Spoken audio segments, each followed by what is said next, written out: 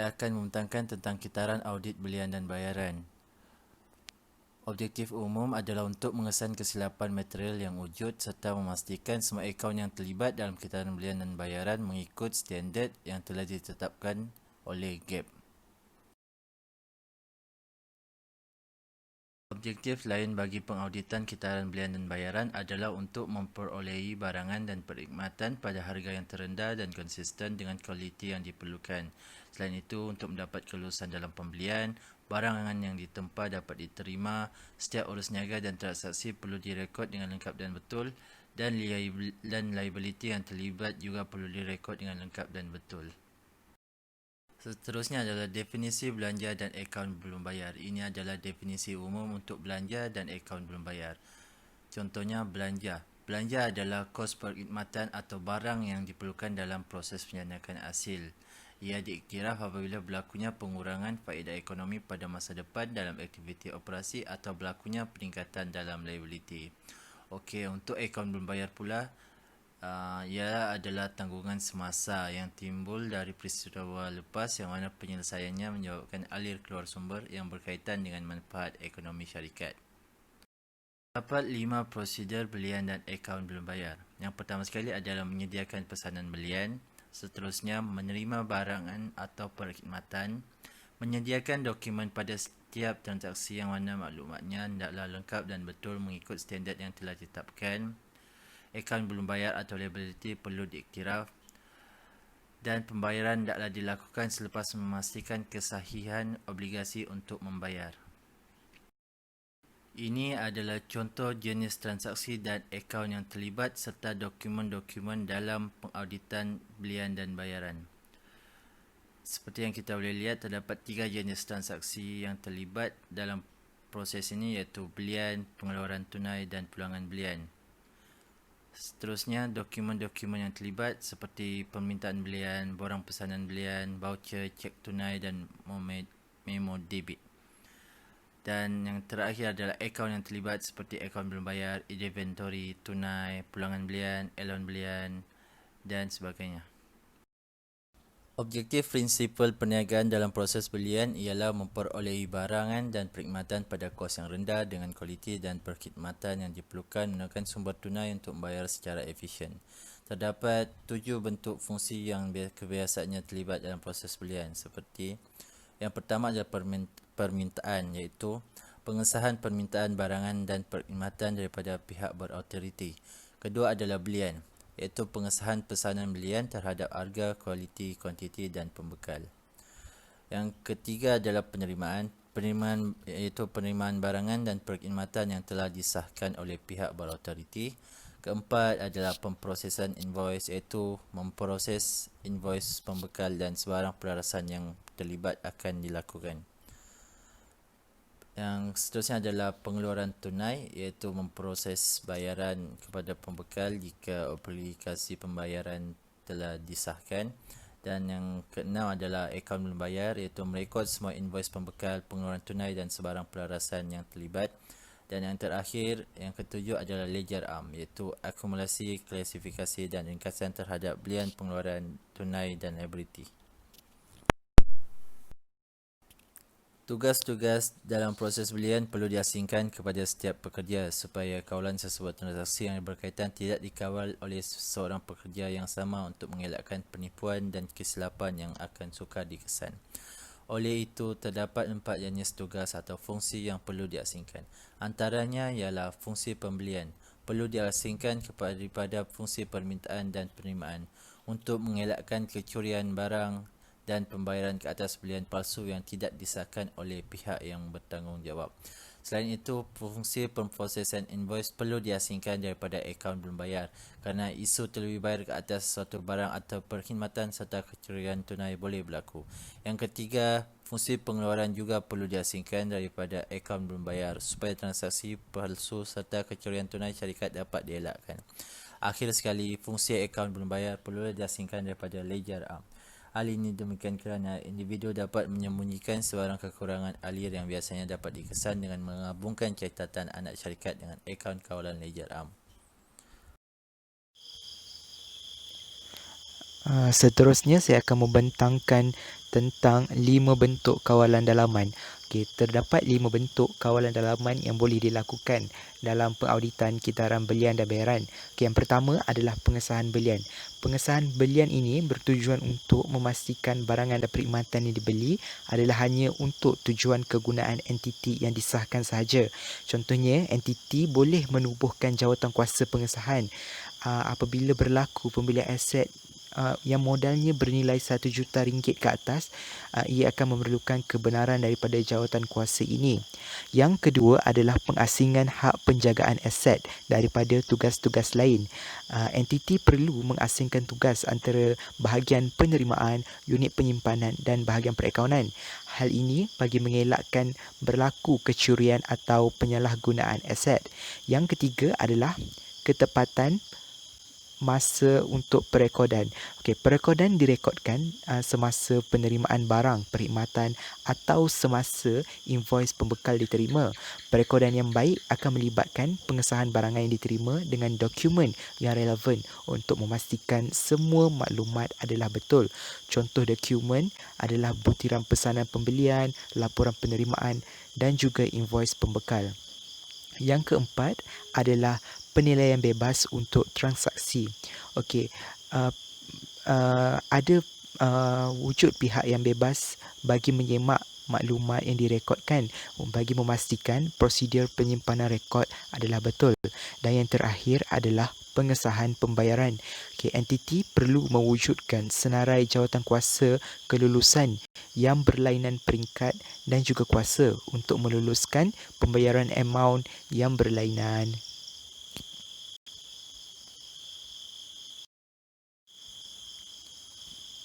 Okey, yang seterusnya adalah penilaian risiko semula jadi.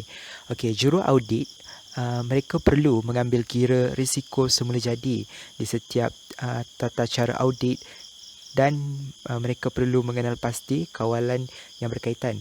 Kebiasaannya, proses pembelian tidak melibatkan isu perakaunan yang sukar dan mewujudkan perbalahan kerana tata cara perakaunan bagi belian dan bayaran adalah sama dan tetap.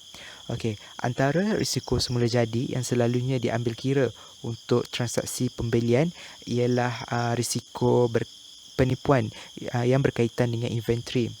Okey, perakaunan kitaran belian melibatkan penggunaan tunai yang besar dan nilai inventory yang tinggi. Inventory dan tunai ini ia bersifat material dan mudah dimanipulasi. Oleh itu, juru audit mereka memerlukan keraguan yang profesional yang tinggi dalam membuat penilaian akan risiko yang mungkin timbul. Antara risiko semula jadi yang mungkin timbul dari faktor ini ialah kerumitan untuk membuat pengiraan saiz perniagaan yang besar dan tahap integriti seorang pekerja. Untuk faktor yang kedua adalah faktor berkaitan hubungan antara industri yang terbahagi kepada dua, iaitu potensi industri dan juga bekalan dan permintaan bahan mentah. Untuk faktor potensi industri bagi entiti perniagaan yang menghasilkan barangan dan kemudian mereka menjual barangan tersebut. Okey, jika barangan tersebut tidak tersedia atau harganya melebihi kewajaran entiti untuk menjual balik barangan itu, juru audit perlu menilai sama ada entiti itu masih boleh beroperasi sekurang-kurangnya 12 bulan akan datang. Selain itu, juru audit boleh membuat penilaian awal melalui temu bual dengan pengurusan, kajian melalui internet dan juga perbandingan harga kos belian tahun semasa dan juga tahun lepas. Yang seterusnya adalah faktor bekalan dan permintaan bahan mentah. Okey, jika klien ataupun pelanggan menggunakan bahan yang sukar didapati, kos boleh menjadi tidak tetap. Oleh itu, keuntungan tahunan juga akan tidak tetap. Ia boleh meningkat dan menurun secara mendadak. Oleh itu, juru audit memerlukan maklumat ini untuk menangani isu penilaian inventory kunci kira-kira. Faktor yang seterusnya adalah pengalaman lepas dengan pelanggan atau klien bagi mengesan salah nyataan. Juru audit apabila mengaudit pembelian, juru audit mereka perlu menyemak hasil kerja yang lepas bagi melihat jenis salah nyata yang telah wujud.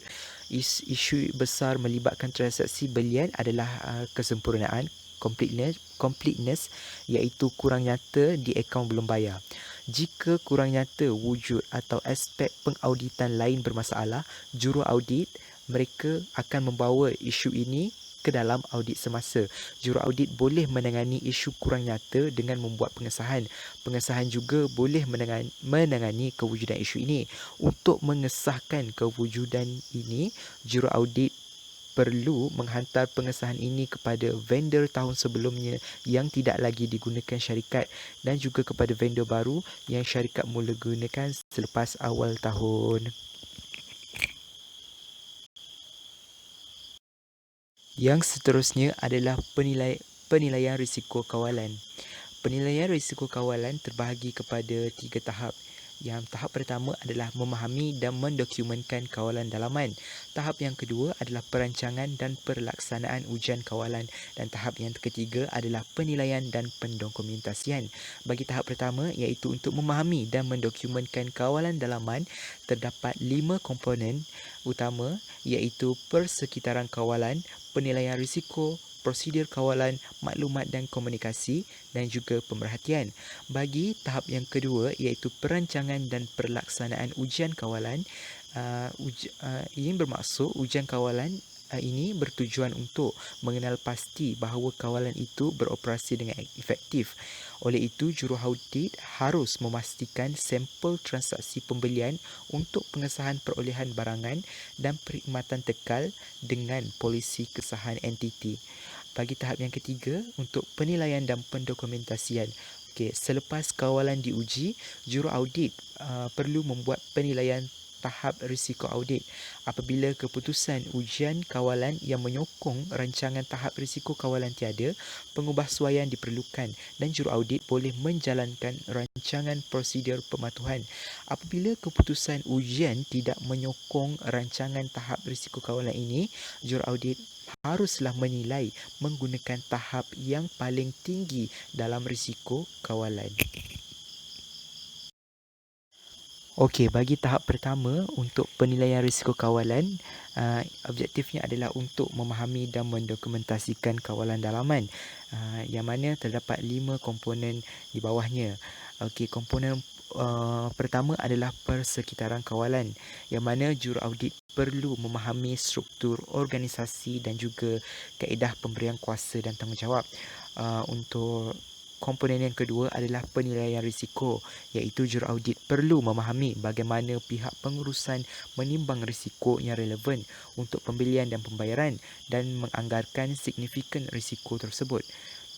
Juru audit juga perlu menilai jika berlaku kewujudan occurrence dan menentukan tindakan yang sesuai.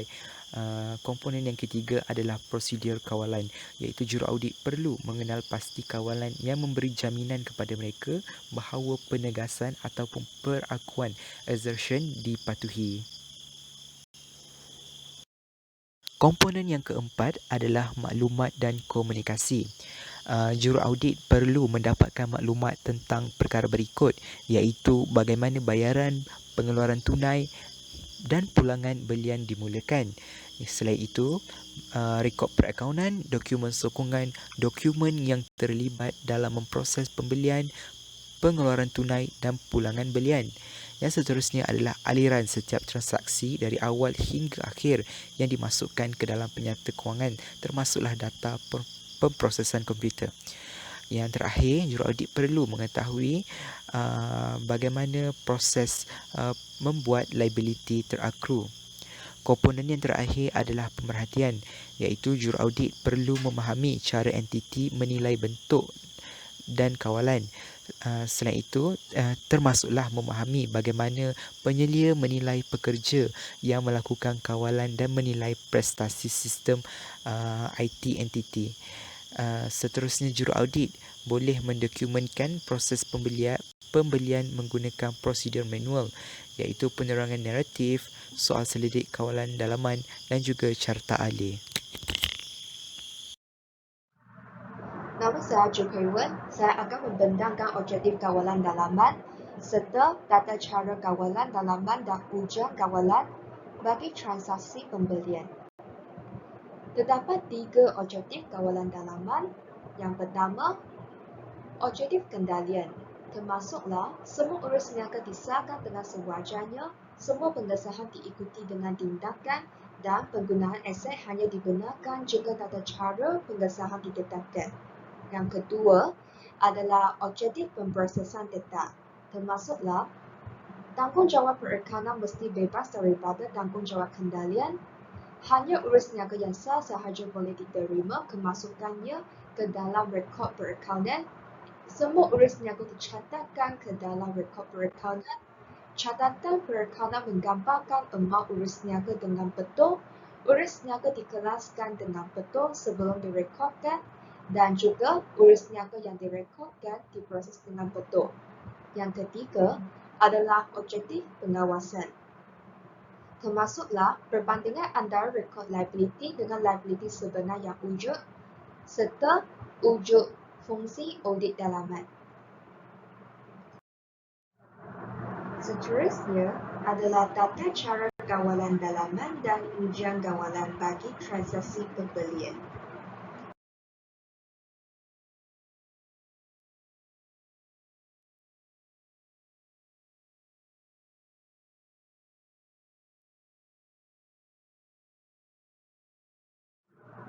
Yang pertama adalah kewujudan. Oleh sebab terdapat kebarangkalian salah nyata, iaitu pembelian itu tidak benar atau tidak wujud, tetapi pembelian telah direkodkan ke akaun pelanggan. Maka, objektif audit bagi transaksi pembelian yang sahih adalah memastikan peristiwa transaksi pembelian benar-benar berlaku baru boleh direkodkan ke akaun pelanggan. Tata cara kawalan yang dilaksanakan oleh syarikat adalah pembahagian tugas yang kritikal, iaitu keasingan bagi tuntutan dan fungsi pembelian dari akaun boleh bayar dan fungsi pengeluaran. Kelulusan diadakan bagi memastikan bahawa pembelian dan laporan penerimaan adalah sah dan memastikan barang yang dipesan ini sampai pada tempatnya. Selain itu, melampirkan dokumen seperti permintaan belian, pesanan belian dan invoice vendor pada voucher. Ujian kawalan yang perlu dilaksanakan oleh juru audit adalah menyemak bilangan dan isi kandungan dokumen dalam bajet voucher untuk mengesahkan kewujudan setiap dokumen tersebut dan juga menyemak jurnal belian, ledger am dan akaun belum bayar untuk memastikan tiada amount yang kekurang nyata. Yang kedua adalah kesempurnaan. Sekiranya terdapat perniagaan gagal merekodkan transaksi pembelian akan menyebabkan aset atau belanja terkurang catat dan juga menyebabkan ABB terkurang catat. Oleh itu, objektif audit bagi kesempurnaan transaksi pembelian adalah memastikan bahawa akaun yang sepatutnya direkodkan telah direkod. Tata cara kawalan yang perlu dilaksanakan oleh syarikat adalah memastikan bahawa kesempurnaan objektif bersesuaian. Ini termasuklah turutan nombor perakanan bagi pesanan pembelian, laporan penerimaan dan voucher. Selain itu, laporan penerimaan juga perlu dipadankan dengan invoice pembekal dan direkodkan dalam jurnal belian. Ujian kawalan yang perlu dilaksanakan oleh juru audit adalah mensiasat sekiranya pesanan belian disusun mengikut urutan dan memastikan tiada urutan yang terlanggar nombor. Selain itu, juru audit juga perlu mengesah sekiranya kuantiti yang terdapat dalam pesanan belian bersamaan dengan kuantiti yang terdapat dalam fail laporan penerimaan dan jurnal pembelian. Ketiga adalah ketepatan. Terdapat kebarangkalian salah nyata bagi ketepatan transaksi pembelian adalah transaksi pembelian telah direkodkan tetapi pada amount yang salah atas faktor peletakan harga yang tidak wajar dan kesilapan pengkiraan. Maka, objektif audit bagi ketepatan transaksi pembelian adalah untuk memastikan amount yang direkod mestilah benar dan tepat tanpa ada unsur manipulasi. Tata cara kawalan yang perlu dilaksanakan oleh syarikat adalah pesanan pembelian seharusnya mengandungi harga jangkaan bagi barang atau perkhidmatan yang ingin dibeli. Jangkaan harga berdasarkan sama ada sebutan harga daripada ejen pembelian atau harga yang diperolehi dari katalog atau senarai harga yang diterbitkan. Jika pembelian barang atau perkhidmatan tidak seperti di dalam kontrak, maka harga haruslah diminta seperti di dalam kontrak. Selain itu, syarikat juga perlu mengesahkan pengkiraan dan amal mengikut peringkat yang bersesuaian dengan amal belian seperti di peringkat lembaga pengarah, pengawal yang berkaitan atau penyelia dan ketua jabatan. Ujian kawalan yang perlu dilaksanakan oleh juru audit adalah memeriksa petunjuk bagi pengesahan yang dibuat, iaitu dengan membandingkan amal belian di dalam pesanan belian dengan amal di dalam jurnal belian. Selain itu, juru audit juga perlu membandingkan transaksi yang telah direkodkan dalam jurnal belian dengan invoice vendor, laporan penerimaan dan dokumen sokongan yang lain. Keempat adalah permasaan. Objektif audit bagi transaksi pembelian dicatat pada masa yang tepat adalah perekodan pada tempoh yang sepatutnya. Syarikat harus ada kawalan bagi memastikan transaksi pembelian direkod dengan segera, seperti memastikan semua laporan penerimaan dikemukakan ke Jabatan ABB setiap hari. Selain itu, syarikat juga perlu mengesahkan tarikh transaksi yang terdapat di dalam setiap dokumen, seperti pesanan belian dan invoice pembekal. Invoice pembekal perlu dibadankan segera dengan pesanan belian dan juga laporan penerimaan yang asal. Ujian kawalan yang perlu dilaksanakan oleh juru audit adalah memeriksa petunjuk bagi pengesahan tarikh yang dibuat seperti memastikan tarikh di dalam pesanan belian disahkan dan menyamai tarikh di dalam jurnal belian. Selain itu, juru audit juga perlu membandingkan tarikh-tarikh dan amal dalam laporan penerimaan dan invoice pembekal dengan tarikh dan amal dalam jurnal belian. Kelima adalah klasifikasi. Klasifikasi yang sesuai bagi transaksi pembelian adalah objektif kawalan dalaman yang paling penting dalam kitaran pembelian. Objektif audit bagi mengklasifikasikan transaksi pembelian adalah mengkelaskan akal dengan kelas yang betul. Tata cara kawalan yang perlu dilaksanakan oleh syarikat adalah syarikat mesti mempunyai carta akal serta mempunyai kelulusan bebas dan semakan ledger yang dikenakan untuk perolehan. Selain itu, pengesahan akal disahkan oleh pihak dalaman yang mempunyai otoriti mengikut urutan, iaitu mengikut tarikh dan masa transaksi berlaku. Ujian kawalan yang perlu dilaksanakan oleh juru audit termasuklah memeriksa petunjuk bagi pengesahan yang telah dibuat, iaitu dengan memastikan tarikh transaksi di ledger dan jurnal belian menyamai tarikh di dalam dokumen seperti pesanan belian dan invoice pembekal, serta membandingkan penggelasan akaun dengan berbantukan kepada carta akaun dan merujuk invoice pembekal. Nama saya Kai. Saya akan membentangkan tata cara kawalan dalaman dan ujian kawalan bagi transaksi pembayaran tunai.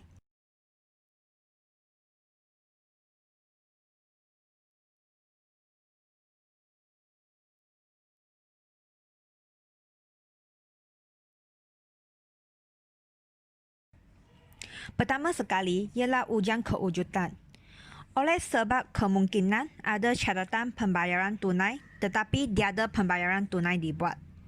Ujian kewujudan adalah untuk memastikan pembayaran tunai dilakukan ke atas barang dan perkhidmatan yang telah diterima. Tata cara kawalan yang perlu dilakukan oleh syarikat ialah pengasingan tugas antara perekodan akaun belum bayar dengan pihak yang berkuasa dalam menandatangani cek atau membuat bayaran tunai. Ini adalah untuk mengelakkan berlakunya kes manipulasi terhadap amau pembayaran tunai. Selain itu, pihak atasan perlu mengesahkan sokongan dokumen sebelum menandatangani cek atau membuat bayaran tunai untuk memastikan transaksi adalah benar wujud. Ujian kawalan yang boleh dilakukan oleh auditor ialah semakan jurnal pembayaran tunai, ledger umum dan fail induk, menjejaki catatan transaksi bank dengan catatan jurnal yang berkaitan, memeriksa nama penerima dan jumlah dengan teliti, memeriksa cek dan sokongan dokumen yang betul, dan mengesahkan pihak yang menerima bayaran secara talian dengan menggunakan transaksi bank. Bagi ujian kesempurnaan, ia adalah sebalik dengan ujian kewujudan. Ujian kesempurnaan adalah untuk memastikan pembayaran tunai yang dibuat telah dicatat. Hal ini kerana berkemungkinan berlaku pembayaran tunai telah dibuat tetapi tiada catatan. Tata cara kawalan yang dilakukan oleh syarikat adalah melaksanakan perakaunan untuk urutan cek yang dibayar. Selain itu, pihak yang menyediakan penyata penyesuaian bank adalah berbeza dengan pihak yang bertanggungjawab dalam pembayaran tunai. Ujian yang perlu dilakukan ialah penyelarasan catatan pembayaran tunai dengan pembayaran tunai pada penyata bank, perekodan nombor cek dan jumlah amau yang dibayar kepada pembekal, dan penyesuaian pembayaran tunai harian ke dalam akaun kena bayar. Pihak pengurusan berkemungkinan melakukan kesalahan seperti pembayaran tunai direkod pada amau yang salah. Oleh itu, ujian ketepatan adalah untuk memastikan catatan bayaran tunai adalah betul. Pihak atasan perlu mengesahkan semua pengiraan dan amau supaya amau bayaran tunai adalah tepat. Membuat penyelarasan antara laporan pembayaran tunai harian dengan cek yang dikeluarkan. Membuat penyelarasan antara penyata pembekal dan akaun kena bayar, dan membuat penyelarasan penyata bulanan bank. Ujian kawalan yang boleh dilakukan ialah perbandingan transaksi bank dengan catatan jurnal belian dan jurnal pembayaran tunai yang berkaitan. Selain itu, mengira semula diskaun tunai dan menyediakan bukti pembayaran tunai.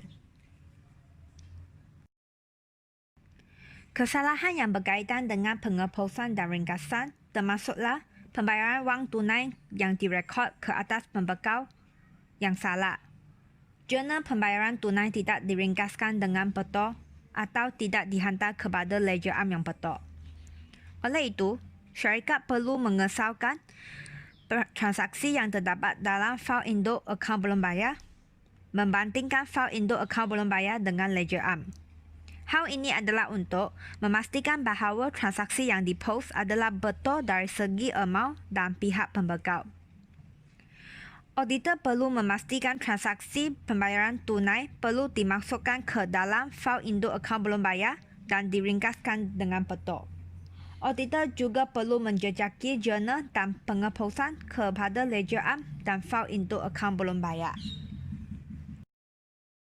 Bagi ujian pengkelasan, ia adalah untuk mengelakkan berlakunya pembayaran wang tunai di-charge kepada akaun yang salah. Syarikat boleh menggunakan catat akaun dalam merekod transaksi yang berlaku dan mengkaji semula akaun ledger am pada paket voucher. Bagi ujian kawalan, auditor perlu membanding klasifikasi dengan catat akaun berdasarkan invoice pembekal dan jurnal belian. Objektif ujian potongan adalah memastikan perekodan terhadap bayaran tunai pada tarikh yang tepat. Hal ini disebabkan oleh syarikat mungkin akan memintakan transaksi yang berlaku pada tahun semasa kepada tahun depan untuk menunjukkan hasil yang positif. Tata cara kawalan yang perlu dilakukan oleh syarikat adalah penyesuaian harian cek yang dikeluarkan dengan posting kepada jurnal pembayaran tunai dan merekod ke dalam akaun subsidiari kena dibayar. Auditor boleh memilih sampel penerimaan laporan dan memastikan catatan invoice pembekal yang berkaitan wujud.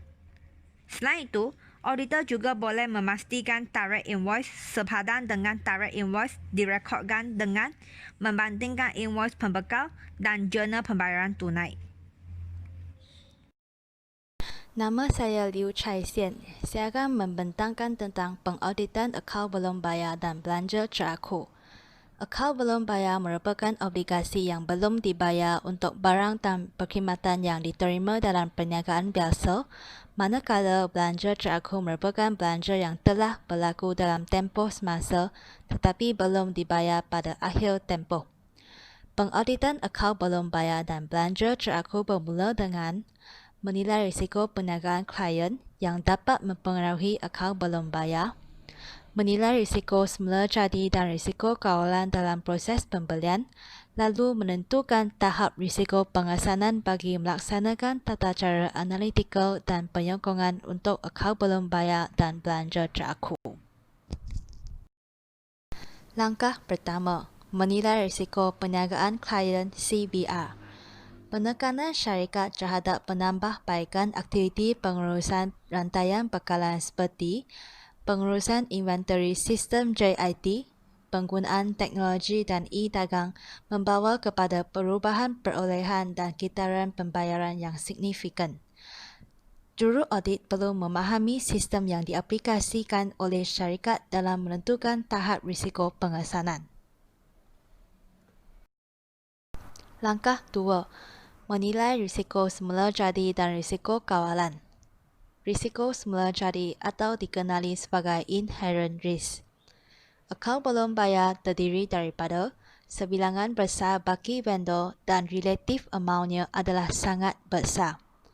Risiko audit biasanya adalah sederhana atau tinggi.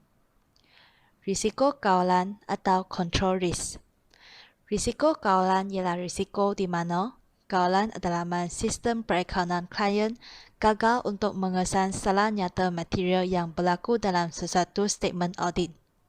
Menganggap bahawa penerimaan laporan tidak digunakan, pelanggan menolak merekodkan pemerolehan sehingga pengeluaran tunai dibuat, dan kerana kekurangan wang tunai, bil sering dibayar beberapa bulan setelah tarikh akhir. Juru audit perlu memahami risiko kawalan klien dalam menentukan tahap risiko pengesanan. Langkah ketiga, menentukan tahap risiko pengesanan. Risiko di mana bukti-bukti audit yang telah dikumpul dalam satu statement audit gagal untuk dikesan salah nyataan yang berlaku. Oleh itu, juru audit biasanya menetapkan tahap salah nyataan yang agak tinggi berdasarkan risiko semula jadi dan risiko kawalan klien. Langkah keempat, melaksanakan tata cara analitikal dan penyokongan untuk akaun belum bayar dan belanja terakhir. Objektif pengauditan akaun belum bayar dan belanja terakhir adalah untuk mengesan kesilapan akaun belum bayar dalam penyata kewangan. Pelaksanaan tata cara analitikal serta tata cara penyokongan transaksi, baki akaun dan pendedahan digunakan untuk mengesahkan akaun belum bayar dan belanja terakhir. Tata cara penyokongan transaksi merujuk kepada transaksi belian dan pembayaran tunai. Baki akaun merujuk kepada amount terperinci atau jangkaan yang membentuk baki akhir bagi baki akaun dan belanja terakhir. Pendedahan pula merupakan persembahan dan pendedahan yang berkaitan dengan akaun belum bayar dan belanja terakhir. Tata cara analitikal. Pengauditan akaun belum bayar dan belanja terakhir boleh dilakukan dengan pertama, membandingkan baki tahun semasa akaun belum bayar dan akaun akran dengan tahun lepas. Disebabkan sistem catatan bergu, salah nyata akaun belanja biasanya juga mengakibatkan salah nyata akaun belum bayar. Kesilapan yang mungkin dikesan adalah terlebih atau terkurang nyata liability dan belanja. Kedua, membandingkan nisbah seperti kadar pusing ganti akaun belum bayar dan tempoh pengutan tahun semasa kepada akaun belum bayar tahun lepas dan data industri. Kesilapan yang mungkin dikesan adalah terlebih atau terkurang nyata liability dan belanja dari segi ketidakwujudan dan atau ketidakrekodan akaun. Ketiga, membandingkan amau yang terhutang kepada seseorang pembekal pada tahun semasa dengan tahun lepas. Juru audit perlu memastikan klien mempunyai obligasi untuk membayar liability pada tahun semasa. Kesilapan yang mungkin dikesan ialah terlebih atau terkurang nyata liability dan belanja. Keempat, menyemak senarai akaun belum bayar untuk hutang yang tidak biasa, bukan pembekal dan liability yang berkaitan dengan bayaran faedah. Kesilapan yang mungkin dikesan ialah pengkelasan salah nyata untuk liability yang bukan dagang. Tata cara penyokongan dari segi transaksi.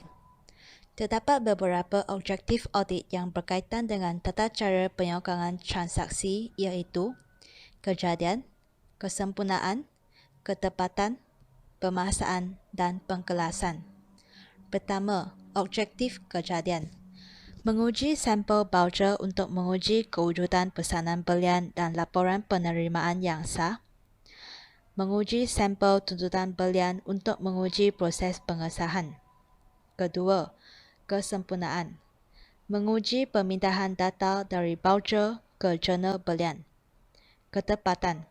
Mengira semula ketepatan angka dalam sampel invoice pembekal. Keempat, pemaksaan.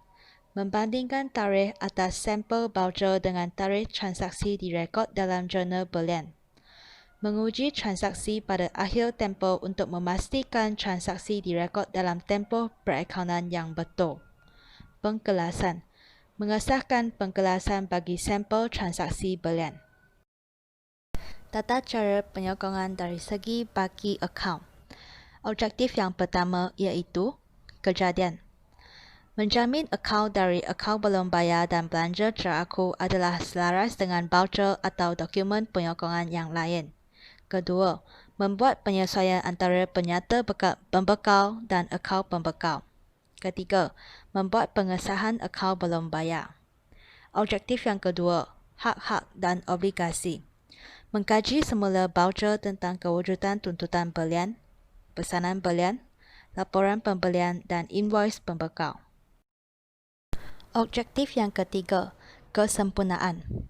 Mendapatkan senarai akaun belum bayar dan bandingkan jumlahnya dengan jumlah ledger am.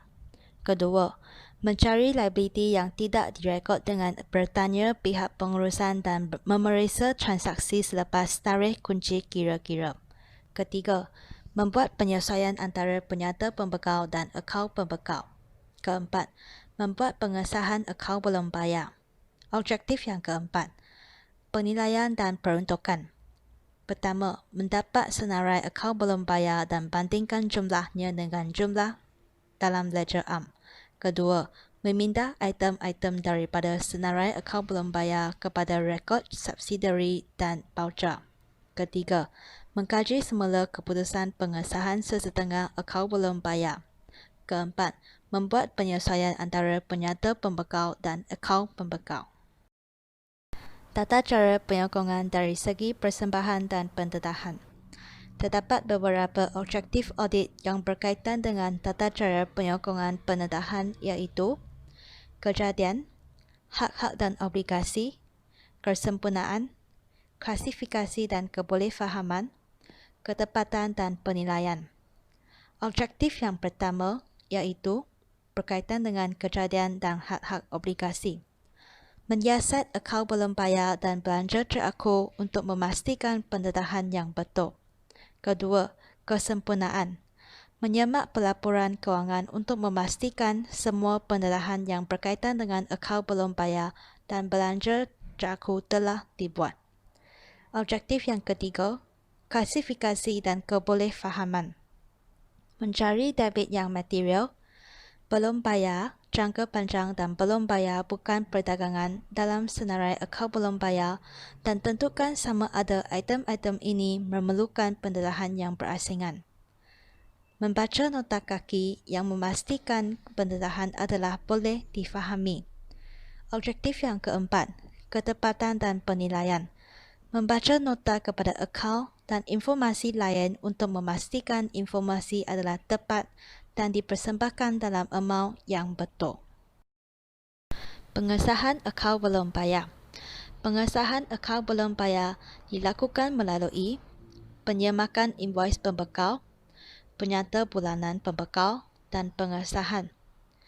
Pengesahan ini jarang dibuat kerana ia adalah berdasarkan invoice pembekal dan penyata bulanan pembekal yang dianggap boleh dipercayai kerana berasal dari luar entiti. Tetapi, pengesahan ini tetap dibuat jika kawalan dalaman tidak baik. Jika kawalan dalaman baik, juru audit fokus terhadap pengesahan akaun yang bernilai besar. Pengesahan akaun belum bayar dari segi invoice pembekal. Pengesahan biasanya dibuat pada hujung tahun kerana tumpuan juru audit ialah liability yang tidak direkod. Juru audit akan menggunakan invoice pembekal untuk menilai individu transaksi yang mengandungi perincian belian seperti unit belian, harga, pemerolehan inventory dan lain-lain dengan dokumen sokongan yang berkaitan seperti laporan penerimaan dan pesanan belian. Perbezaan pemaksaan yang disebabkan oleh inventory dalam transit atau pembayaran belum terima oleh pembekal. Juru audit perlu menentukan pemerolehan inventory sama ada FOB destinasi atau FOB origin. Inventory sebelum atau pada tarikh akhir tahun kewangan harus direkod dalam inventory dan akaun belum bayar. Pengesahan akaun belum bayar dari segi penyata bulanan pembekal. Penyata bulanan pembekal digunakan untuk mengesahkan baki akaun belum bayar dengan penyata bulanan pembekal. Hal ini kerana penyata bulanan pembekal mengandungi baki akhir akaun belum bayar.